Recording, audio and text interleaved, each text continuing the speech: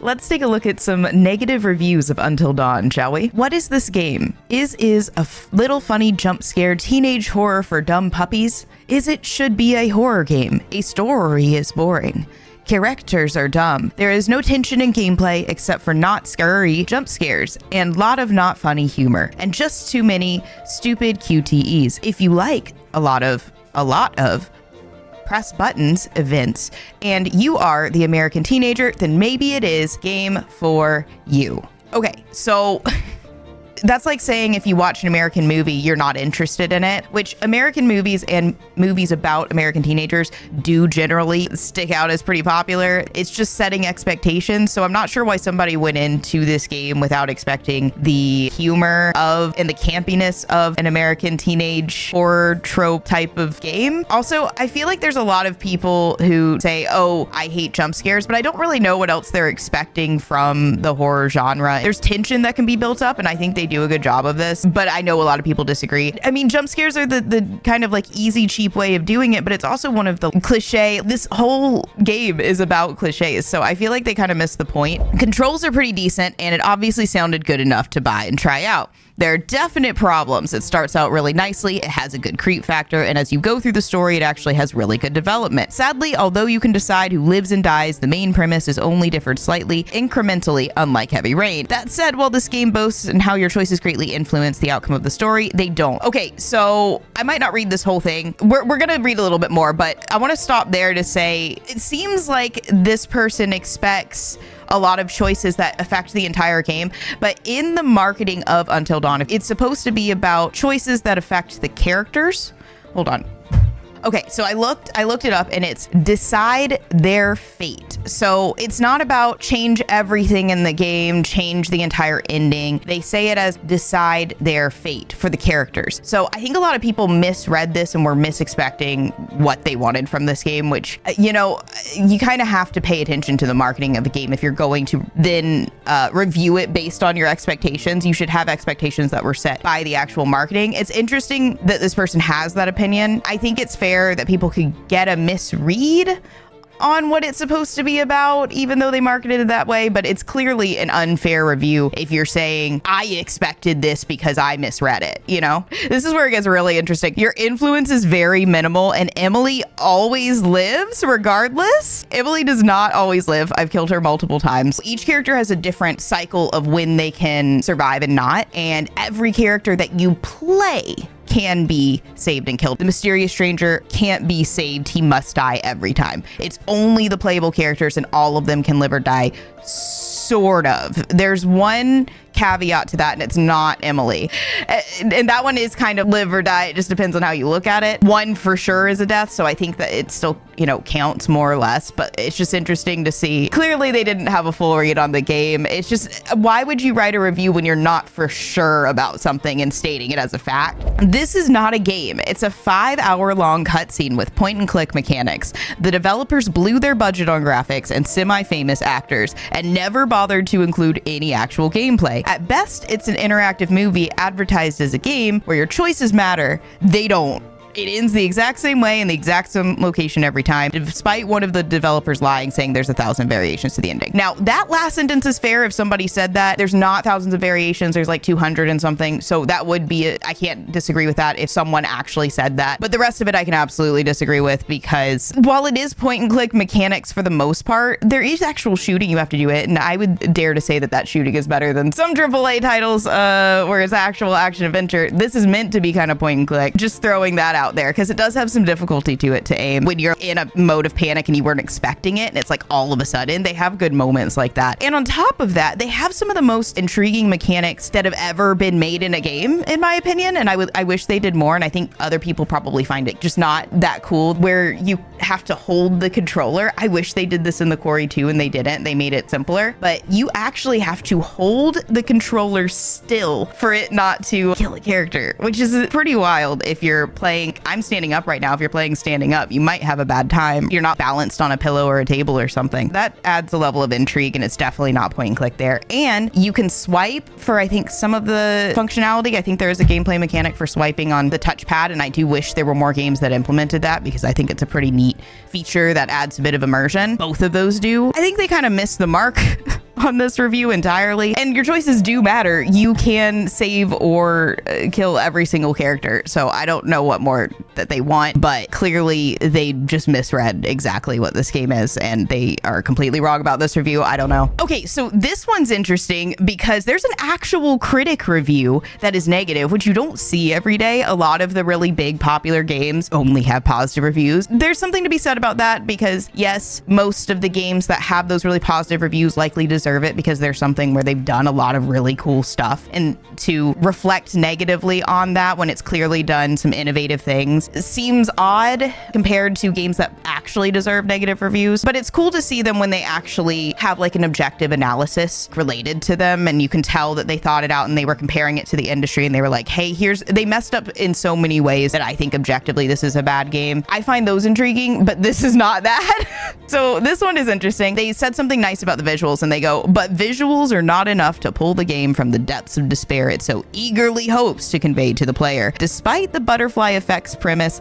a ham-fisted story means you won't care about who might live and who might die. It's not enough to save the game from disappointment, and in the end, Until Dawn is its own self-inflicted nightmare. I feel like a lot of the critic reviews just say things to make it kind of pretty flowy language. You know what I mean? Self-inflicted nightmare. Don't get me wrong, I love some good prose, but I think they overdo it sometimes, and I think this is one of those times. Ham-fisted. So I think a lot of people wanted these characters to be the best, and you're like, oh, I want to save them. I love these characters. But I think the whole point is that you're making decisions for what you think, your opinion, and the characters don't need to be likable. It's about what your choices lead to in terms of them living and dying, not about you trying to save them necessarily. It's about you making decisions that go either direction. They wouldn't want to inspire you to just put it one direction, just save them or just kill them. These are obviously characters that you may not like that much, but that you spend enough time with where you're like, okay, well, obviously I want to try to, save them,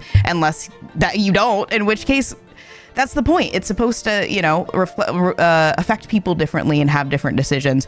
It's not about just saving them and being some godlike hero. It's to reflect your decision making and see what happens there. So I think that this one is also vastly missing the point. Let me preface this by saying I enjoyed Beyond Two Souls, so I have no issues with these types of games. Pros: character graphics on cutscenes. Cons: most annoying, reality TV styled, idiotic, unengaging characters I've ever had the misfortune of witnessing.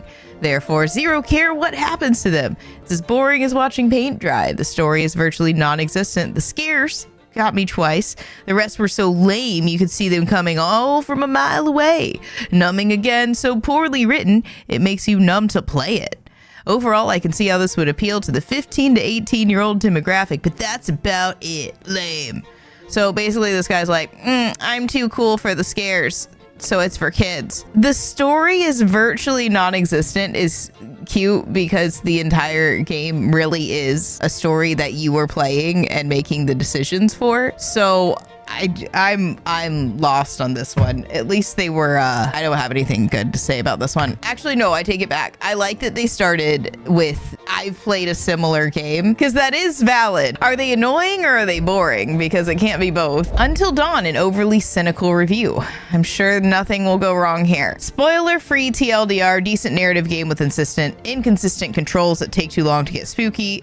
Okay, the controls are very consistent. I bet this person is mad because I'm gonna keep saying it, they had to hold the controller. Takes too long to get spooky, then doesn't know what to do with itself. Best to be played without a guide or walkthrough for full enjoyment. Yeah, generally most games are meant to be played without a guide. Wait, what? Best to be played without a guide or walkthrough. Yeah, let's only go to the guide or walkthrough if you're trophy hunting or you hate games or you're stuck. Those are the three options. Wait, do you guys start playing games with a guide? Let me know in the comments if that's actually a real thing. I've never once pulled up a guide for a game as I get started. That takes away the point. What? Am I wrong on this? Before I get into it, there are a few things I should get out of the way. I'm not a big fan of the horror genre. Oh, this is going great so far. So not a fan of the actual genre is going to complain about the game. I can't wait. Whether it's movies or games. Part of it is probably because I'm a bit of a wuss, but I don't find entertainment in getting scared. I honestly agree. I don't generally consume a lot of scary movies. I don't generally like being scared. I do it because I'm hanging out with a few friends on the internet, you know, streaming. That's fun for me, is creating that entertainment for people. But I don't generally watch a lot of horror movies, and when I do, it's a very specific type. I don't want anything demonic. I don't want any crazy violence and gore and nasty stuff. I like some of the ones that just have a lot of like tension, maybe some jump scares. So I'm kind of with them on that. A lot of my experience in the game, in the genre, consists of jump scares, which I don't really hold in high regard. Once again, I find this one interesting. Jump scares are they're part of the genre. They want to get your heart rate up. That's it. This game happened to be in my backlog and had a low completion time, so I decided to get it out of the way. Oh no! Wait, so this guy just gets out his game catalog and he's like, I gotta go through it. If I don't make it, I'm a failure for even purchasing all of these games. I better get them done. Oh my goodness. If I don't play these, I'm a failure at life. All right. So he pulls up the walkthrough and he's like, oh, this is so awful. I hate every second. What's the next step? Okay. Yeah. Wow. This is really boring. I bet this would be more exciting if there was like a game to be played and I had to figure out a puzzle. How do I solve this puzzle again? I'm not a fan of the choices you make change the outcome of the story sort of games. Not a fan of horror genre. Plays with a guide and doesn't like the choices type of games. Why are you playing it? I've only really played some of the Telltale games and Detroit Become Human, which I wasn't crazy about, but didn't hate either. Finally, I was using a trophy walkthrough for my first playthrough. I wanted to get all the collectibles on my first run. Okay, so this guy just doesn't want a game. He's just, let me get the accomplishments. I don't want to have any fun. Just accomplishments, nothing else. I would love to see this guy play an open world game, because I have that issue with some open world games. I want to see this guy play RDR2. I would watch that stream 100%. I'll be honest, everything you said is totally right. I don't remember my time with the Telltale games, but I remember Detroit Become Human well, because I actually destroyed it. I actually enjoyed it. I destroyed it. I got the worst possible ending. I gotta play that game again. This game didn't do it for me, and it's entirely my own fault. This is a comment from this same person, the OP, you can see it, talking about how he messed up. I almost feel bad for him now. So not only did I disagree with him, he disagrees with himself. So I used a guide, none of the choices were actually mine, and the game was just an exercise in getting trophies. Plus, like you said, it removed a lot of the suspense. I want to know what this guy's about. I'm actually interested in the way he plays games. I'm really not trying. Everybody plays games in their own way, but I'm curious. Call me mad curious. Story starts off cliched, then stops being cliched only to be ridiculous. Split-second force key prompts shape the story in the most unjust way. There's no way to change them without playing whole chapters.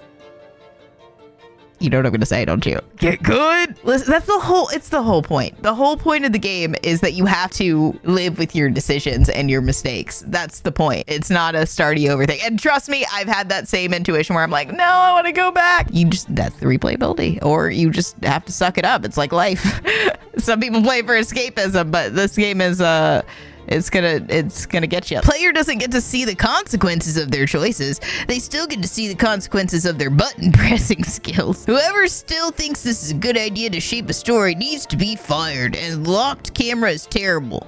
All right, so I want to talk about that for a second. That's actually a stylistic choice. It might have been a little bit more of a technology-driven choice in the past. This game is a little bit older, but I wouldn't say that much older. It's certainly a stylistic choice for these types of games. It limits your viewpoint so that while you're exploring, they're able to control where you're looking a little bit better the entire game. That has an effect on the game, and it adds tension. So for a horror game where they want you to feel really immersed in that character's point of view, it's actually an interesting way to do it. It's an artistic decision, and it is odd the first time you play a game like this, just like if you saw a completely new type of art, like if you'd only ever seen really realistic art and then you see something that's very abstract and colorful. Yeah, it's gonna be like what is this? So I'm actually wondering if in the remake of this game that they're doing soon, I wonder if they're gonna change the camera and how that will affect the way that we perceive the game, and if it makes it more or less immersive, because this was an art style choice, and it'll be interesting to see if it's better in a different viewpoint, because generally this isn't a very common one, and there's reasons for that because people don't really like it. But it wasn't a mistake, it was a choice. I mean, I guess it's a mistake for this guy, but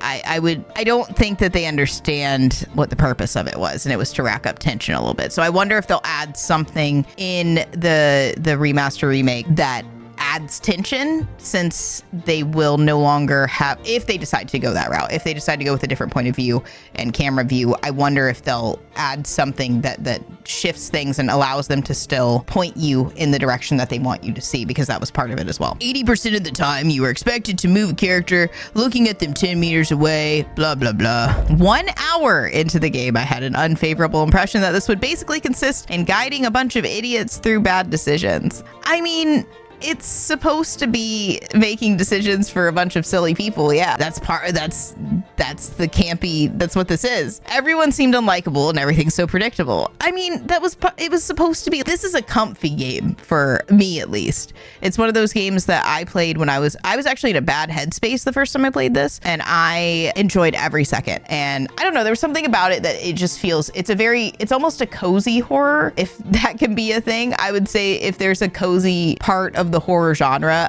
this is it. Okay, they gave some credit to the writing. We are in the yellow and not the red, so this is a mixed review, to be fair. If you're feeling like an 8-hour long movie, which sometimes is my case, go for it. I don't really understand this perspective in a choice-based game, because a movie, you don't get to make the decisions. You might be like, why would she say it like that? Or why did she hide instead of run? You know, you get to make those decisions and feel like you're part of it and you're creating the story. And even if it doesn't turn out to be wildly different in the end, other than, I don't know, who lives or dies, that's the point. This is the first time playing a Telltale game, or whatever you call this type of game. That's like calling tissues Kleenex. All right. I liked the idea of ripping off all of the stereotypes of teen slasher horror movies. Yep. This person gets it. This person gets what they were going for. Giving control to the player of each character's choices. Oh, but it's not scary. I mean, it's, like I said, it's cozy horror. I don't know if they marketed it as it was supposed to be scary. I mean, there are moments that are really terrifying, because you can literally lose every character in that you play as. I mean, that's terrifying in and of itself, if nothing else. That's really what it's about. There was a lot, but there was no sense of dread. They're like, I don't care. Finally got through the game with 1 survivor. I doubt I'll play it again, though. This person's ego was hurt. Okay, I don't want to read the rest of that description, but let's just not read the beginning of that. There's a lot in detail. Why is there a Nathan Drake? Did I miss Nathan Drake in this game? Anybody else? Comment down below if you saw Nathan Drake in this game. Did I miss him? Okay, so I've seen a lot of heavy rain comparisons in these reviews. I played that one first, actually. I think things could kind of go in different directions and have different outcomes a little bit more, but it felt less compelling in some ways and more compelling in others. So I think they both did a really good job. It's interesting to see people. Heavy Rain is a heavier game. Until Dawn is much more campy, silly. You don't feel as guilty. Like, if you mess stuff up in that game, you're gonna feel really guilty, you know? It's just 2 different types of this game. Anyone can create jump scares, but Until Dawn throws a lot of cheap ones at you. It's quite shocking that nobody as of yet has been able to accomplish something similar, because I really enjoy these types of games when done right. It's funny to me when somebody really likes a game and they're mad that another game that's similar doesn't do the exact same thing the other game already did. That game already did it. They're doing a new combination now. Some oversights and lack of polish is incredibly detrimental. Oh, so this is interesting. I was sad you had to collect all the totems to reveal the movie of what happened the year before. So I didn't know this, and I've just looked this up, and it is real, and I hadn't seen the movie. Now, I had no idea this whole time. I've replayed this game like 4 or 5 times. I've definitely never gotten all the totems. I'd intended to at some point, still might, but I'm not a super trophy hunter. I have replayed it in different ways with my chat. They wanted me to get rid of everyone in my last playthrough, so I did a non-stop playthrough getting rid of all of them. So I watched the video, and it was basically what you already can find in other parts of the game, but all laid out in one video. So you aren't missing anything if you don't get that, but you got a lot of the lore in other places. But it is a cool thing if you do find it. So it's rewarding, but not necessary. So I don't really understand why they were sad, because it doesn't reveal anything necessarily new. It's just in a new way that can be very satisfying if you've gone through all of this. It's not that the story is limited. And they say that there's no, did this person say there was no replayability? Yeah, it just seemed like a replayability excuse. I mean, yeah, games want to have replayability, and trophy hunting or collectible hunting is something for replayability. That is part of it. And it's not necessary to your enjoyment of the game and the full lore. So I think they did it right. And I think this person is just wanting to be unhappy. I'm disappointed in the characters' voice acting and the people constantly trying to scare each other. The writing of the characters is horrible.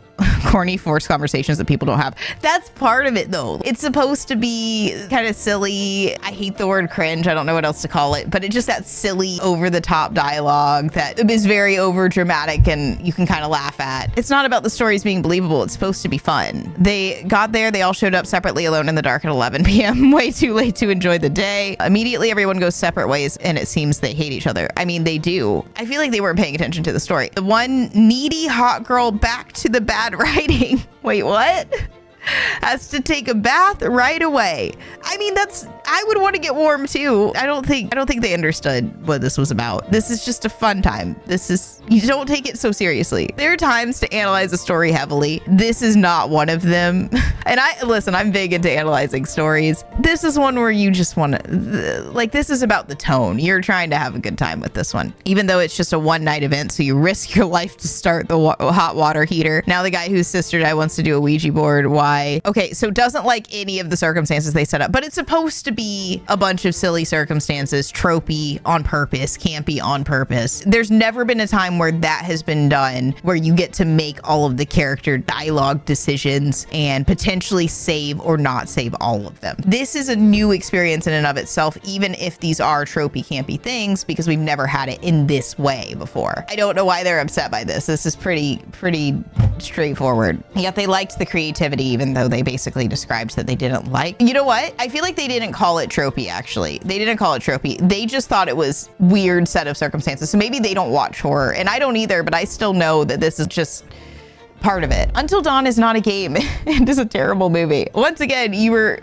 doing all the dialogue choices. Why would this be a movie? There's some QTs and the holding and the not breathing, and there are some decisions that aren't just about them living or dying. Those are a little bit fewer and farther between than I think a lot of people might have been anticipating, but based on the marketing, that is what they say, is that it's about what happens to the character's fate. Yeah, no, watching is not the same experience at all. There's even some circumstances where you do have to aim and shoot. I'm not really sure what they're on about, but I think they just want to be upset. Until Dawn embodies everything wrong with modern horror films, only in game form. I mean, that was the point. Oh, I don't know if I could read another one like this. They're just, okay, wait. One character will always survive the absolute most unlikable one? No. All of them can absolutely go. There's one that's iffy, but I wouldn't call them alive. I don't really know. And they definitely don't always have to survive. Everyone can absolutely not.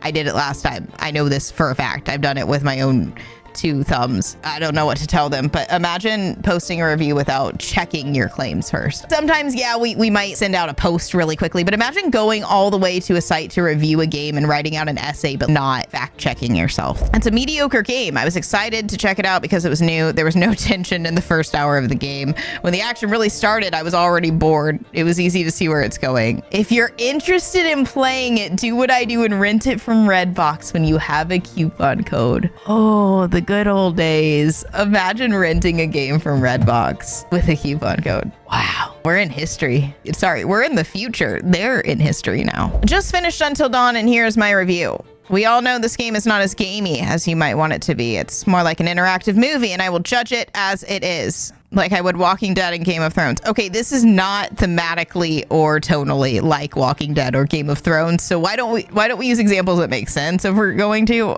Oh no.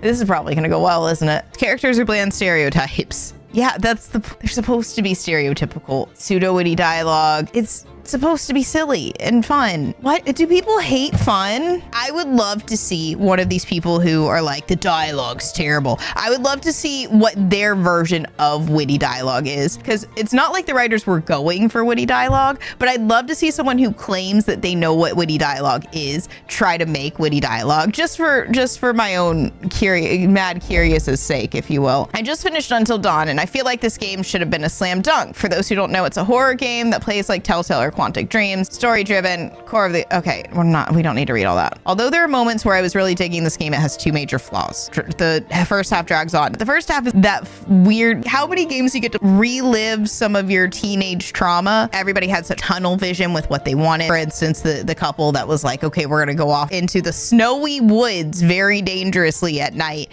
where it's cold, and making decisions that only teenagers would make. And you can kind of relive that for yourself in a way, and you make silly decisions and you say silly things, and it's very impulsive, and everything feels very intense and very serious. And so you feel that level of intense and seriousness about stuff that's really silly, and that's being a teenager. But then they have that where the stuff is no longer silly. And so that dynamic of between the first and the second portion of the game, I think is really important to see. And that happens a lot in different genres, but also horror like this that it's built off of. But we get to be part of it and interact with it. And that's the new component to it in this being a game, even if it has similarities for some of these things that already exist. And it's okay if that's not something you relate to, then this probably isn't for you. Just like I have no desire to watch Stranger Things because I didn't grow up in the 70s, 80s. What interest do I have? And everybody yells at me to watch it, and I still won't watch it because that doesn't appeal to me. It's not something that I can relate to. So I get that. If you don't relate to it, that's fine. But it's weird if you're totally missing that. Because for me, as I just explained about Stranger Things, I didn't say, well, Stranger Things sucks,